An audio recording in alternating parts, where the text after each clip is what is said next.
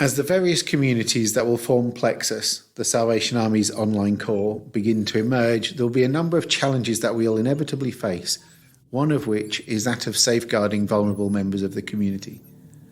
That's a challenge faced by all church communities of every denomination, and a responsibility that Christian leaders around the world take seriously.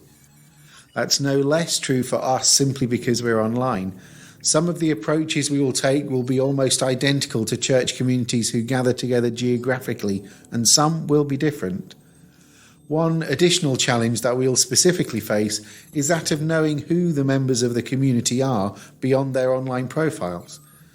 Are they who they say they are, or are they a scammer or other criminal hiding behind a fake profile? It's not a new phenomenon online. The Nigerian prince email scam has been running for so long that it was even being joked about on TV over a decade ago. And yet still more than $700,000 was stolen using that same email in 2019, with other scams taking that total to well over $26 million in that 1 year alone. The question of how we can know who we're dealing with is a very real one. But then, even in real life, the challenge of knowing who someone else really is as old as the hills. How many times have you heard people talking about neighbours on their street, or friends talking after an argument, and they turn around and say, well, I guess you never really know someone until fill in the blank. So if we can struggle to really know who it is who's sending us messages over a computer, or even to really know people who we can see and touch, how on earth can we ever hope to know God? Welcome back to Selah, where today we'll take time to pause and to ask just that. How can we know God? But if I stop and breathe in your presence, I find that you are the answer. You're all I need. And even when I don't understand, I know I am safe in your hands. Just breathe.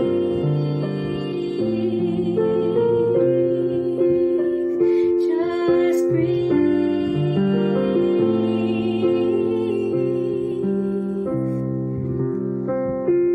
Without seeing, we often struggle to be able to understand the true nature of things, and so throughout history we struggled to understand God. The Bible tells us of a number of occasions when people heard from God in a whirlwind, in a dream, in a still small voice, even in a burning bush and through a speaking donkey. We're told of people who saw angels or messengers of God, and we read that Ezekiel saw an appearance of the likeness of the glory of God. But as John reminds us in his prologue, no one has ever seen God himself, the fullness of God. We couldn't see God, John tells us, and consequently we struggled to understand him. And so the Word became human. Many translations then say that he made his home among us. The Message paraphrase uses a wonderful phrase saying that he moved into the neighbourhood. But the actual phrase literally says he pitched his tent. But that phrase isn't implying that he's only among us temporarily, that God will be among us for a short time and then leave. How dreadful would that be? Quite the opposite of good news. God came and then moved on and just left this world to its own devices. No, that phrase implies that God wants to be on familiar terms with us. He wants to be close. He wants a lot of interaction. Imagine for a moment that someone decided to move into the community in which you live.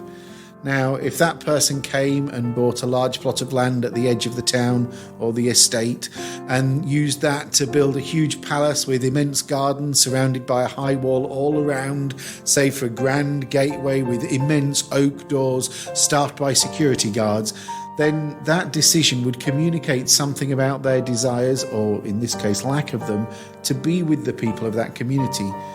Indeed, I could well understand if the community might even be offended, especially if they also built a moat and a drawbridge. But if, on the other hand, that same person pitched a tent in my back garden, then that tells an entirely different story. God, the incarnate Word, decided that he was going to enter our world, to move into the neighbourhood of mankind. And the description of how he does so is not that he came to a grand palace, which most surely would have seemed fitting for the High King of Heaven, but rather he chooses to pitch his tent in humanity's backyard. Anyone who's ever been on a camping holiday will know that it's an excellent way to build strong bonds of friendship, because camping engenders a closeness, and that develops because of the way that you have to share every aspect of your life while living together in such close proximity.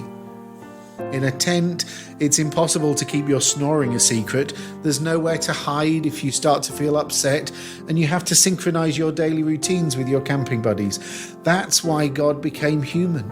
He came to pitch a tent in our human backyard so that we would have to have a lot of dealings with him, so that we would have to become in sync with him. God came to live in a tent so that we can watch him more closely. God wants to be seen and known in his Son. John 1:10-18 says, "The Word entered our world, a world he made, yet the world did not recognize him. Even though he came to his own people, they refused to listen and receive him. But for all who did receive and trust in him, he gave them the right to be reborn as children of God. He bestowed this birthright, not by human power or initiative, but by God's will. The Word took on flesh and became human and chose to live alongside us. We have seen him enveloped in undeniable splendour, the one true Son of the Father, evidenced in the perfect balance of grace and truth. John the Baptist testified about him and shouted, 'This is the one I've been telling you is coming. He is much greater than I am because he existed long before me.' Through this man we will receive gifts of grace beyond our imagination. You see, Moses gave us rules to live by, but Jesus, the Anointed, offered us gifts of grace and truth. God, unseen until now, is revealed in the Word, God's only Son, straight from the Father's heart." How closely are you and God living together? How well do you know his ways and thoughts and mind? And how much of your life are you opening up to him? If someone pitched their tent in your back garden, they would likely have to use your bathroom and eat often at your table. In Revelation we read that Jesus is indeed knocking at the door of our lives, wanting to come in and enjoy fellowship with us. Now pay attention. I am standing at the door and knocking. If any of you hear my voice and open the door, then I will come in to visit you, and to share a meal at your table, and you will be with me. Have you let him in? And if so, have you given him free rein? Or have you just kept him standing in the hallway? Awaken, my soul, come awake,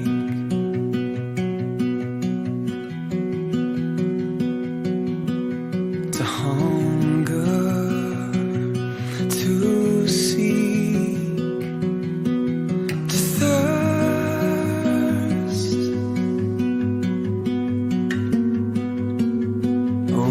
Awaken, first love, come awake,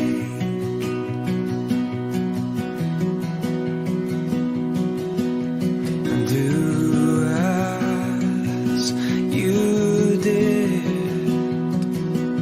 at first.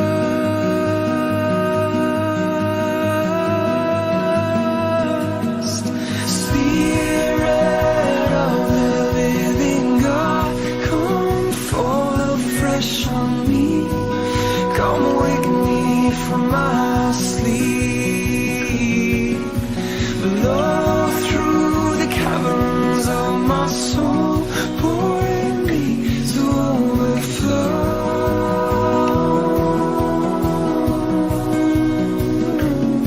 To overflow.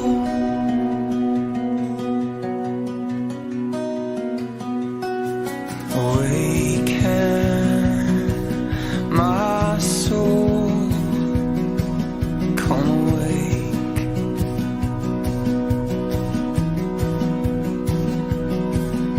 to worship with all your strength.